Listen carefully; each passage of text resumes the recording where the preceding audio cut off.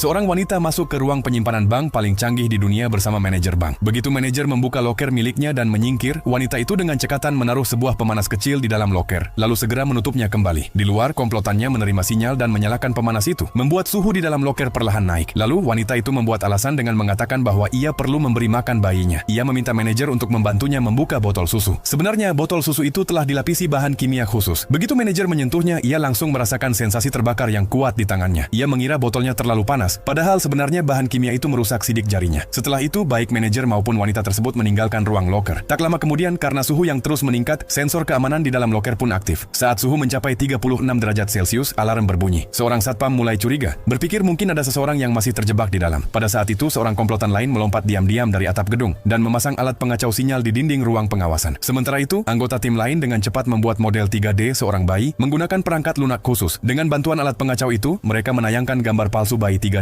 yang merangkak di dalam ruang loker ke layar pengawas. Kini, satpam melihat bayi tersebut di layar tanpa menyadari bahwa itu palsu. Ia segera memberitahu wanita itu tentang keberadaan bayinya. Wanita itu berpura-pura panik dan bertindak seolah anaknya terjebak di dalam secara tidak sengaja. Manajer langsung bereaksi, namun ketika mencoba membuka pintu dengan telapak tangannya, sidik jarinya sudah tidak bisa dikenali. Sistem menolak dan pintu tidak mau terbuka. Manajer pun segera menghubungi petugas keamanan untuk meminta tim penghancur membuka pintu. Tetapi komplotan perampok menggunakan alat pengacau, mencegat panggilan itu dan memanipulasi jawaban untuk mengalihkan perhatian petugas. Saat itulah para perampok sebenarnya tiba di bank, menyamar sebagai tim penghancur. Mereka membawa bahan peledak khusus. Para satpam mulai mengevakuasi semua orang dari bank, sementara para perampok menyemprotkan lapisan bahan peledak berbentuk busa di sekitar tepi pintu ruang loker. Lalu salah satu dari mereka memasang detonator jarak jauh. Begitu komplotan lainnya menekan tombol, pintu itu meledak keras dan roboh ke lantai. Para perampok bergegas masuk, langsung menuju brankas khusus yang menyimpan barang-barang berharga sesungguhnya. Di sana mereka menghubungkan sistem pembuka khusus ke brankas itu. Dalam hitungan detik, dengan bantuan perangkat lunak, mereka berhasil meretas kata sandinya. Saat terbuka, terlihat sebuah kartu data khusus bernilai 100 juta dolar. Akhirnya, para perampok berhasil mencuri kartu tersebut dan pergi tanpa terdeteksi. Di luar, mereka menggunakan kartu itu untuk mentransfer seluruh uang ke akun mereka. Setelah menguras brankas bank, mereka memenuhi brankas mereka sendiri dengan uang tunai. Kemudian mereka pergi ke kota baru untuk menikmati kekayaan mereka. Jadi, teman-teman, apakah kalian pernah mencuri sesuatu?